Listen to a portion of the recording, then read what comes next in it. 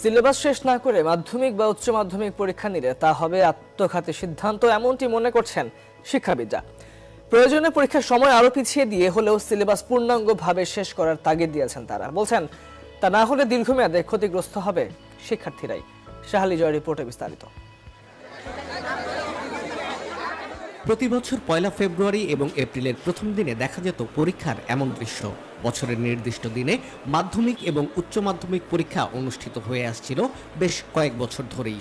তবে করোনা সংক্রমণ অন্য অনেক কিছুর মতোই ওলটপালট করে দিয়েছে দেশের শিক্ষা ব্যবস্থাকেও। শিক্ষা প্রতিষ্ঠানগুলো গত 9 মাস ধরে বন্ধ থাকায় আগামী বছর নির্ধারিত সময়ের 1 বা 2 মাস পরে সংক্ষিপ্ত সিলেবাসে অনুষ্ঠিত হতে পারে পরীক্ষাগুলো, এমন আভাস দিয়েছেন শিক্ষামন্ত্রী। তবে এর সঙ্গে একমত হতে পারছেন না শিক্ষা সংশ্লিষ্টরা। মাঝ পেছানো হলে কিভাবে তাদের এই সিলেবাস এবং কারিকুলাম কভার হবে সেই বিষয়ে কোনো কিছু বলা হয়নি এবং ইতিমধ্যে একদিনও ক্লাস হয়নি এবং এই এসএসসি এইচএসসির অনলাইন এডুকেশন হয়নি। তাহলে তারা পরীক্ষা দিতে যাবে কি করে, এই প্রশ্নটি রয়ে গেল। পরীক্ষা দেরি করে নিয়ে নেওয়াই উচিত, কারণ হলো স্কুল কলেজগুলি খুললে তাদের অসমাপ্ত শিক্ষা কার্যক্রম সমাপ্ত করেই পরীক্ষা নেওয়া উচিত। বিশেষজ্ঞরা বলছেন পড়া শেষ না করে পরীক্ষা নেওয়ার সিদ্ধান্ত হবে আত্মঘাতী।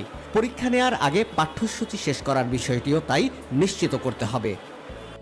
সব ক্লাসই 6 মাস করে শিখিয়ে যাবে, অসুবিধা নেই, কিন্তু না শিখিয়ে উঠিয়ে দেয়া তাহলে তো তার ভবিষ্যৎ জীবনে তার সমস্যা হবে।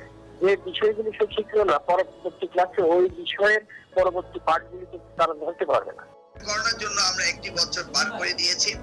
আগামী বছর ভ্যাকসিন পাওয়ার পরে আমরা পিছিয়ে ইতিমধ্যে অনলাইন ক্লাসগুলোকে প্রমোট করে এবং অ্যাসেসমেন্ট বিষয়গুলো করে এবং স্কুল এবং কলেজগুলোকে একাধিক শিফট চালু করে স্বাস্থ্যসম্মত ক্লাসগুলো ব্যবস্থা করে তাদেরকে কিছুটা লেখাপড়া শিখিয়ে তারপরে পরীক্ষা নেওয়াটাই আমি বাস্তবসম্মত মনে করি। এবার এসএসসি ও সমমানের পরীক্ষা নির্ধারিত সময়ে নেওয়া গেলেও উচ্চ মাধ্যমিক পরীক্ষা নেওয়া সম্ভব হয়নি। 17 মার্চ থেকে বন্ধ থাকা দেশের সকল শিক্ষা প্রতিষ্ঠানে আগামী 19 ডিসেম্বর পর্যন্ত এ ছুটি ঘোষণা করা আছে। পরিস্থিতি বিবেচনায় নিয়ে শিক্ষা প্রতিষ্ঠান খোলার বিষয়ে পরবর্তী সিদ্ধান্ত নেওয়া হবে বলে জানিয়েছে শিক্ষা মন্ত্রণালয়।